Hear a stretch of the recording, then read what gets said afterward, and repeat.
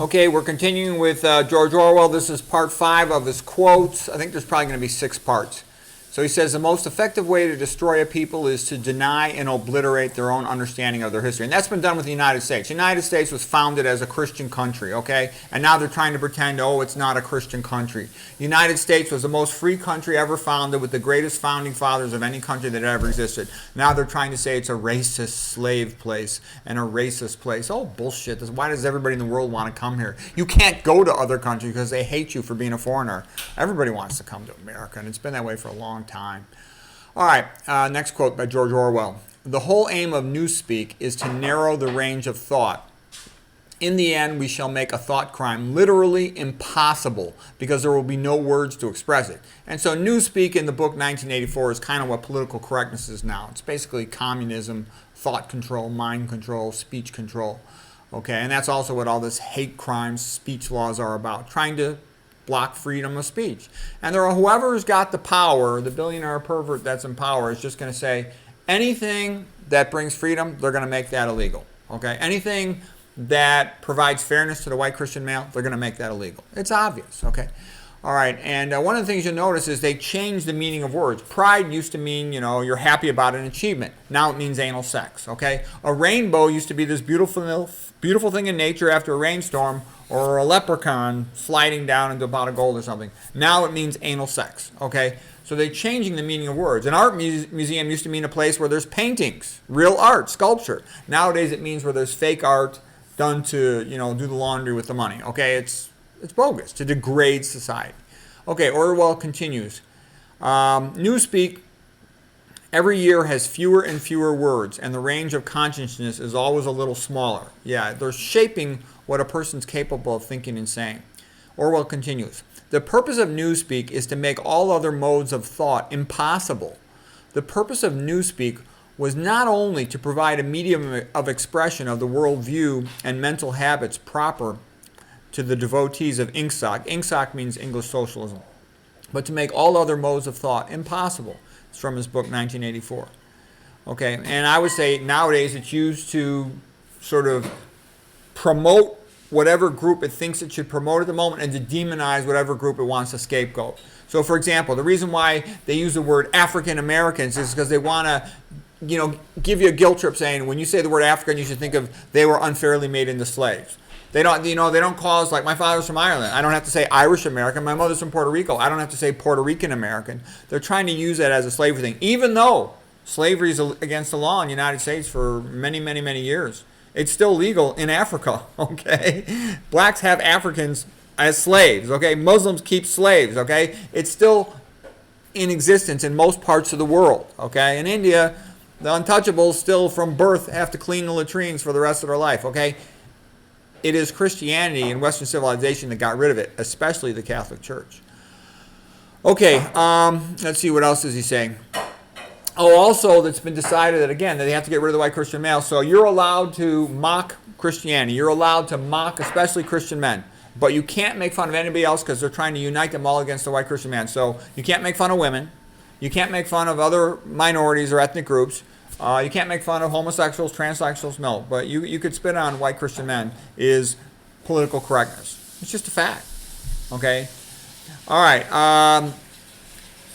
Let's see. Newspeak is the only language in the world whose vocabulary gets smaller every year. War is peace. Freedom is slavery. Ignorance is strength. These slogans were inscribed on the Ministry of Truth building. The Ministry of Peace concerns itself with war. The Ministry of Truth concerns itself with lies. The Ministry of Love with torture. The Ministry of Plenty with starvation.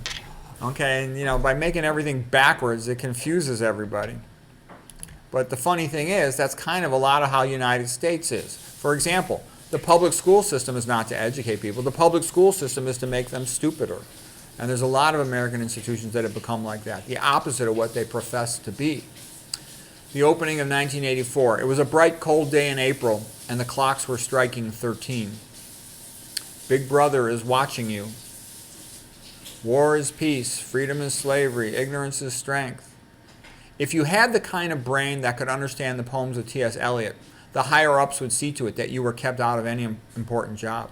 That's kind of been my experience. Like I said, I told you, I offered to teach all these minority students at colleges, med schools, high schools.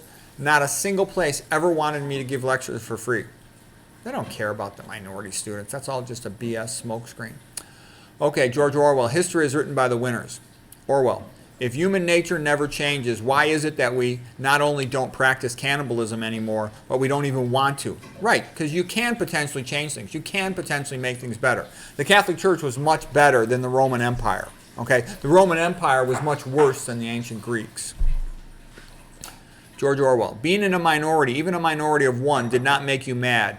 There was truth and there was untruth. And if you clung to the truth, even against the whole world, you were not mad.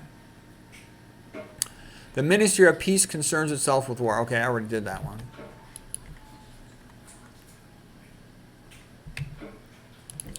If liberty means anything at all, it means the right to tell people what they do not want to hear. You must love Big Brother. It is not enough to obey him. You must love him.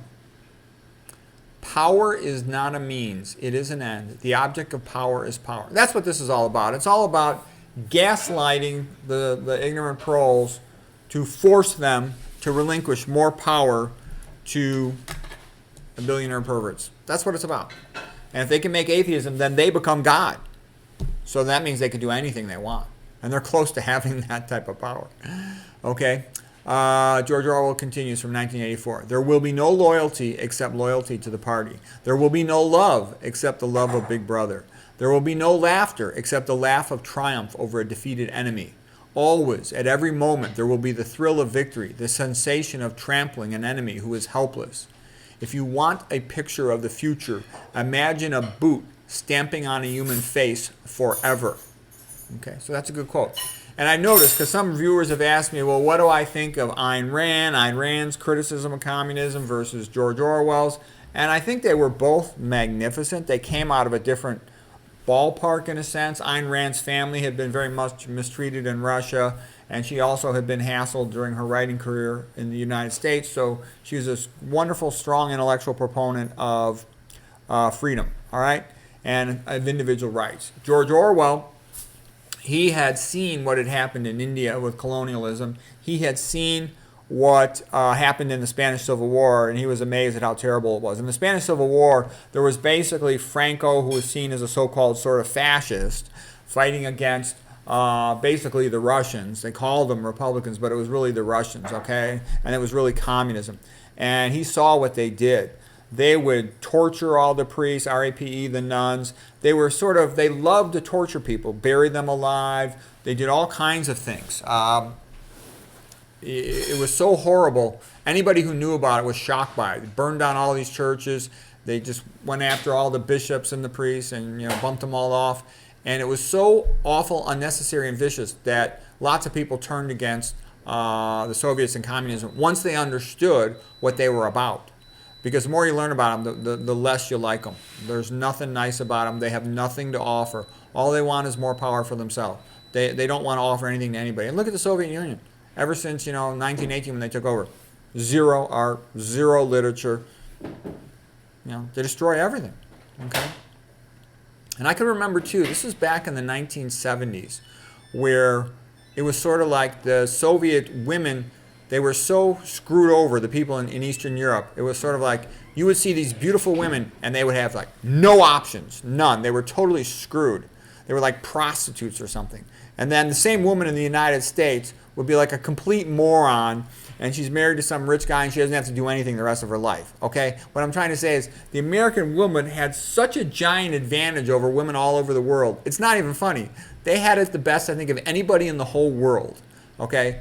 And then they were a bunch of chumps and fell for all this feminism, and now they're poor and they have to work. Stupid. Okay, let us continue. Crime stop means the faculty of stopping short as though by instinct at the threshold of any dangerous thought.